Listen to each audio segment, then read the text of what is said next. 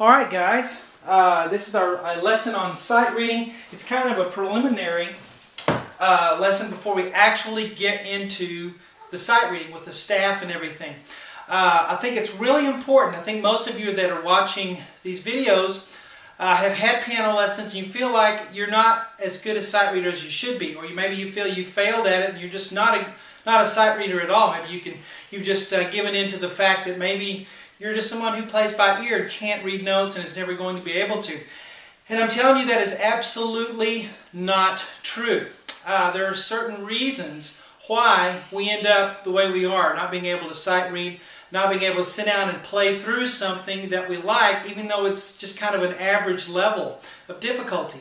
And these lessons, I'm going to put a whole bunch up. I'm not going to say how many there are right now because there's going to be tons more and more and more. But if you'll check my website, webpianoteacher.com, there are tons of lessons in this series on how to become a good sight reader. But first we must understand what happened so that we don't repeat the same mistakes, so that we don't stay in the same pattern of that we're in that's making us not a good sight reader.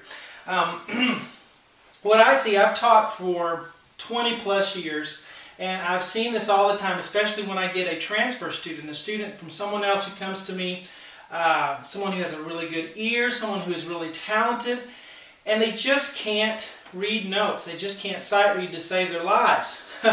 And we're going to go into this here and understand what's going to be involved in this, okay?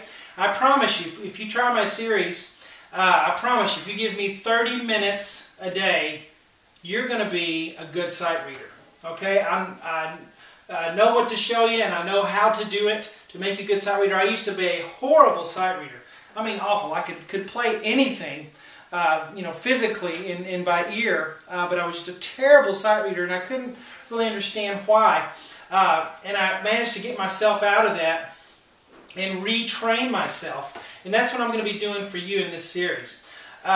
So let's understand this principle right here of the reading level and the playing level. All right? We need to understand this because any understanding that we have about our situation is going to help us become better sight readers. Okay? So don't skip over this. Don't just skip over to the staff where we start the notes and everything, because this is kind of the foundational underlying principle that's going to help you get better at reading notes. Okay? So typically what happens, the reason for failure that I see a lot is that we start out as a beginner in our piano lessons. Maybe we have a good ear. Maybe we're talented. Maybe we go fast, and the teacher allows us to go fast and maybe to skip over all of this beginner, early, intermediate stuff that is so important, that takes 2, 3, 4 years to really master. And we skip over to this late intermediate or the advanced level, and we start playing things that we can play physically. We can do it. And teachers think, well, since they can do it, let's let them do it. But that is a great mistake, because right here is where we learn how to sight read. Okay? All these 2, 3, 4 years are very, very instrumental. And if we skip over that, if teachers let us do that because we're talented, because we can play by ear, because we can fool everybody into thinking we're really reading the music when we're just kind of smart, and faking our way through it and using our ear and getting by, we do that. We get into that pattern and we don't get what we need right here. Okay? So it's the teacher's job to hold you back a lot of times when you're a youngster or when you're an adult starting lessons. It's all the same. We all learn the same way, okay? So these lessons will work if you feel like you've failed at sight reading. We're starting over. They'll also work for you if you have never taken piano lessons and you want to learn how to sight read music. For piano, they'll work for you that way too. Now, what happens is we all start out in the same place, okay? We start out here, knowing nothing. I'll have a little graph here. This is the time that we take lessons, the time that we're under instruction, and here is how good we are at our craft, if you will. All right, reading level is in black. The playing level is in red. Now, what I mean by reading level is how good you are at reading the spots off the page. Not talking about being talented, not talking about having a good ear, talking about you looking and seeing something on the musical page and transferring it to the piano. How fast can you do that? How quickly, how accurate can you do that? How good are you at that? And that's your reading level, all right?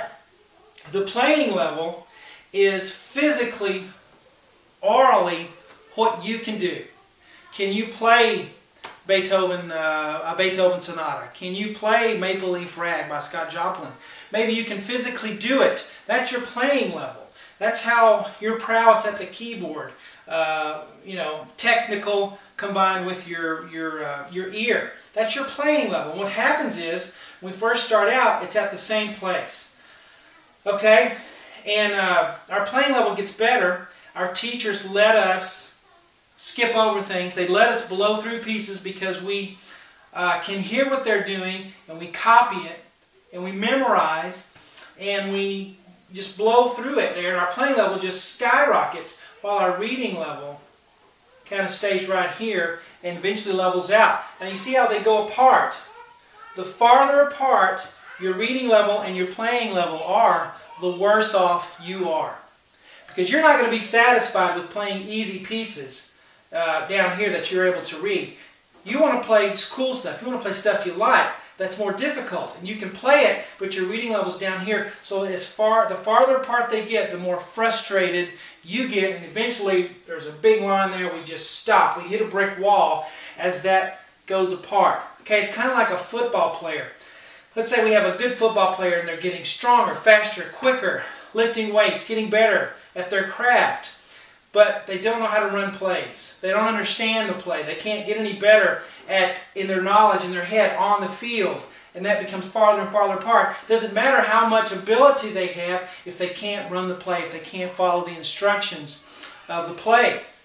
Same thing with your piano playing. We need to get these together. We're going to have to go back and make this black line more in line with this red line. We have to raise your reading level to where it is with your playing level. And we're going to go back and we're going to retrain you to do some of the things you should have done a long time ago. Okay? And I want you to understand this. Always keep this in mind. Reading level and playing level. Reading level is what you can read through. However easy that is, that's your reading level, where you can just get through it the first time without too much trouble. Playing level is what you can physically do. It's possible to have a playing level really high and a reading level really high. That's where it's really fun, because you don't have to spend a lot of time sitting there trying to learn things and memorize them because you can't read the music. All right? In our next lesson, we're going to learn how to change this and to get ourselves on the right track.